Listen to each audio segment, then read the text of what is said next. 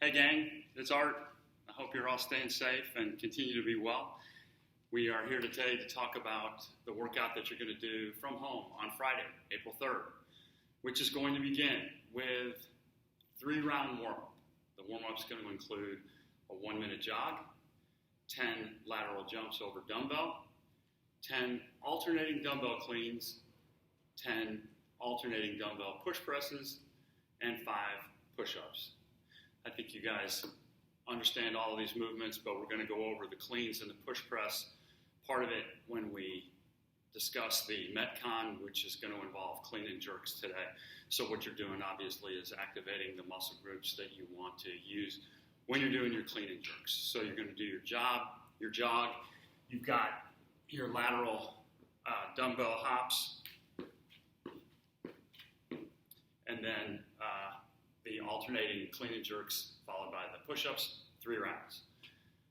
As far as mobility and stretching before you start the Metcon, go with a 1-minute couch stretch. You guys remember how to do that. If you can find a way to get to a place where you can get your one knee down on the floor, get yourself as upright as possible and vertical in order to get the maximum stretch you can get in your quadriceps muscles, and then do that for 30 seconds and then rotate or switch to the other side.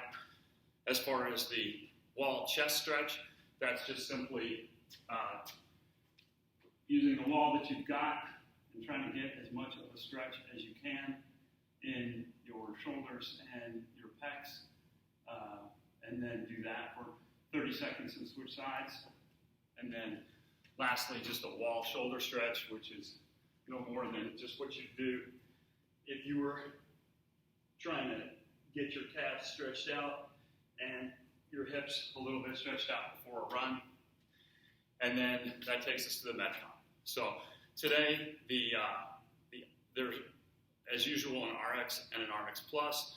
The RX version of the Metcon is 100 alternating dumbbell clean and jerks, followed by an EMOM of 3 burpees over dumbbell.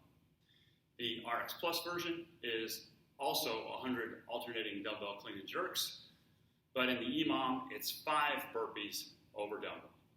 So before we get to the clean and jerks, let's talk about the burpees over dumbbell.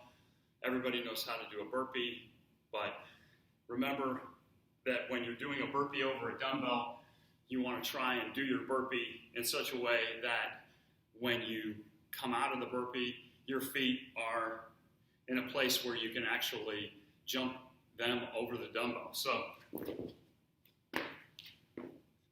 that's all there is to that. Remember your points of performance for your burpees, which is to try and chest completely down. As you come up out of the burpee, you're going to want to have your feet a little bit wider in order to be able to firmly plant on the soles of your feet, and then you've got to touch overhead. Or actually on a burpees over dumbbell, I'm sorry, that's not correct. I apologize. In a burpees over dumbbell, you don't even have to get to full extension. You're just coming up and then making the jump, so you don't even have to completely come up. You can stay with knees bent and go into the next burpee if you want to.